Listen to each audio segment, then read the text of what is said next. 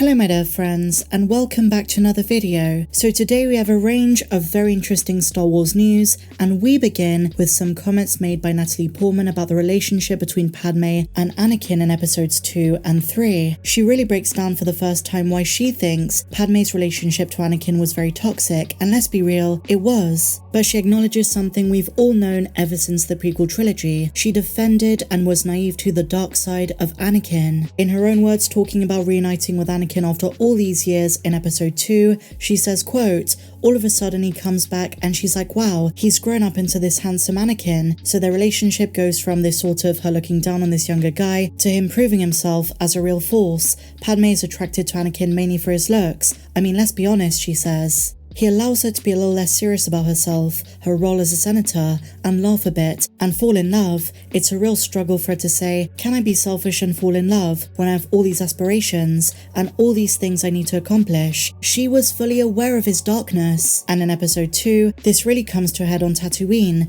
but she says Padmé didn't mind that. She always found his darkness intriguing. And if you remember guys, George Lucas always intended a different ending for Revenge of the Sith. According to Ian McCaig, one of the concept artists on episode 3, Padmé had realized for a while that Anakin was a monster, and she started the delegation of the 2000 much sooner. In the Mustafar sequence in the alternate version, she was going to try and kill Anakin, so right at the end of the trilogy, there was going to be a different side to Padmé, one that was fed up with the way he'd become. In the end though, Padmé doesn't end up doing it. She loves him too much. That's when Obi-Wan shows up and the rest of the film plays out the way it did in episode 3, as we saw in the final version. But Natalie Portman reiterates, Padmé fell for a bad boy. Their relationship was a bit creepy when you think about it, and there was so much wrong with it later on too. And so now my dear friends, let's talk about Star Wars Ahsoka. Rosario Dawson has addressed rumors of Hayden Christensen appearing in the show. If you remember, he worked out so much, he pushed himself to the limit, he got in peak physical shape, and many fans wondered, was it just for Obi-Wan Kenobi, or was there another project he was doing as well? Well, it turns out all the major outlets said he's going to be Darth Vader in flashbacks, probably Anakin too, some live-action Clone Wars flashbacks, as well as Anakin's Force Ghost, but Rosario refuses to say for sure.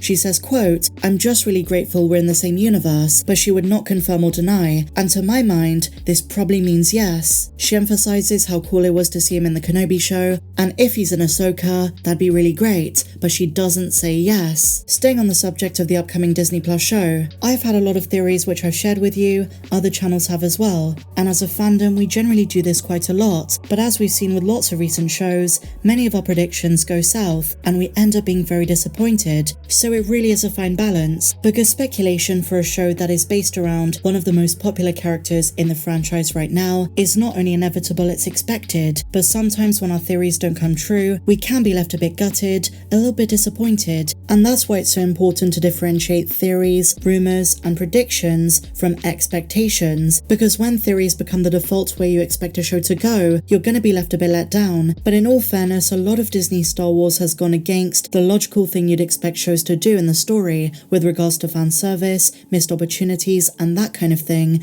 so you really can't blame fans. And nothing is a better example than Christopher Lloyd's appearance in The Mandalorian Season 3. One of the earliest rumors is that he was going to play a Mandalorian chief. We knew he was going to be involved in some way, and as fans we had a ton of theories. Some were saying he was going to be an evil clone, a Sabayoth type of character. The leak said he was going to be an old Mandalorian chief, but none of those came true. He ended up being Commissioner Helgate, who didn't have nearly as interesting a role. Now Christopher Lloyd gave a great performance, but regardless of the fan theories and the speculation, for an actor of his talent, of his reputation, you would have expected something a bit more flashy. A character with slightly greater importance. But don't get me wrong, I know he's not a young man anymore, and his performance was really excellent. I love the mention of Dooku as well. But what I'm saying is, with all of these expectations and predictions and rumors, that could be why a lot of us feel this way. It's the same with the Angelica Houston rumor. She was in Star Wars Vision Season 2, and there are rumors she's going to appear in Ahsoka as well, but it might not be a major character. Now with the Ahsoka show, there have been so many so-called leaks, rumors, and reports. How do we take them knowing that a lot of these have been wrong in the past? I would say it's a mixed bag, because you never know what's going to come true and what's not.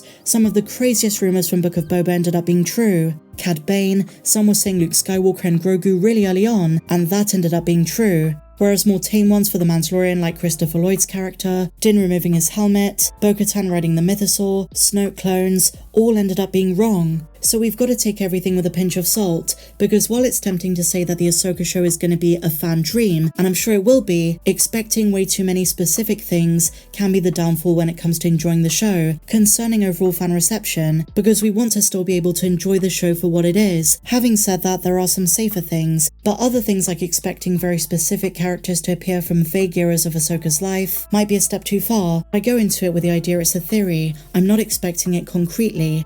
The Mandalorian seasons 2 and 3 have been setting up Ahsoka in many ways, not just with her appearance in the episode The Jedi, but also Morgan Elsbeth, name-dropping of Thrawn, and a small hint you might have missed in Chapter 13 on Corvus. On the heads of Morgan Elsbeth's HK-87 droids, you can see the insignia of the 7th Fleet, Thrawn's fleet from both canon and legends. They were hinting at Thrawn's return and the return of the 7th Fleet ever since Season 2, and then in Season 3 we got the Shadow Council, and of course we know the main villain of the Ahsoka show is going to be Grand Admiral Thrawn himself. Now the 7th Fleet's been around since the Empire started, and originally was under Fleet Admiral Sarton, until he was replaced by Thrawn in 2 BBY. Under Thrawn its flagship was of course the Chimera, and consisted of 9 Imperial 1 class Star Destroyers, as well as 16 Imperial 2 class Star Destroyers, and at least 6 Victory 2 class destroyers as well. It also contained 10 Arca-10 class command cruisers, 12 Gazantes, and at least 4 Dreadnought class heavy cruisers. We see it in Star Wars Rebels. The 7th Fleet had a range of organizations and groups under its umbrella. For example, the Chimera Analysis Group. They also had various military departments,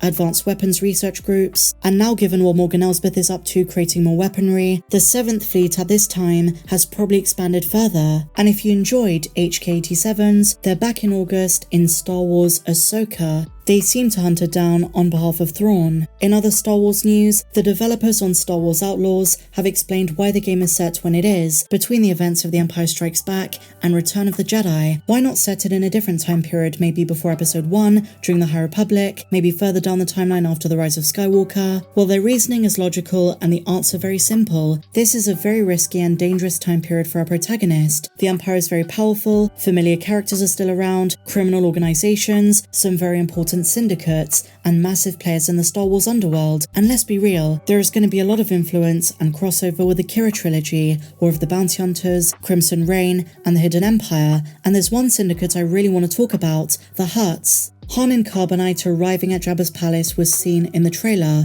but what about some other Hutts around at this time? The Hutt twins that we see later in the timeline in the Book of Boba Fett could also feature in this game a little bit earlier. They are no doubt on Nal Hutta, doing some really shady business, getting up to no good, and if they do decide to include them in this game, we can understand a bit better what their motivations are, the type of people they are compared to their cousin Jabba. Are they more cutthroat? Are they just like him? What kind of shenanigans did they get up to at this time, and who did they come across? Could that play into a possible Book of Boba Fett Season 2, and if not, could it play into the next time we do see Boba? Because even though they gave him a peace offering in the form of a Rancor, even though they chose to leave Tatooine, I don't trust them fully. I think they're going to be back. And can I just say, their entrance in the tribes of Tatooine, the way the CGI was done, the way they were carried, the drumming, I would say that was a really flawless sequence, because long before the Book of Boba Fett came out, many of us were thinking, are we going to see Hutts in this show? Ones seeking inheritance. But despite all of that, there is one Hutt we still don't know what happened to him, Rotta from the Clone Wars series, Jabba's son. If there were ever a Hutt seeking his father's inheritance, you'd think it'd be him, so I'm really surprised they didn't go down that route, but maybe they'll address it elsewhere. I can't imagine him appearing in the Ahsoka show, but you never know, crazier predictions have come true. Share your thoughts on this and everything we spoke about in the comments down below. May the Force be with you, always.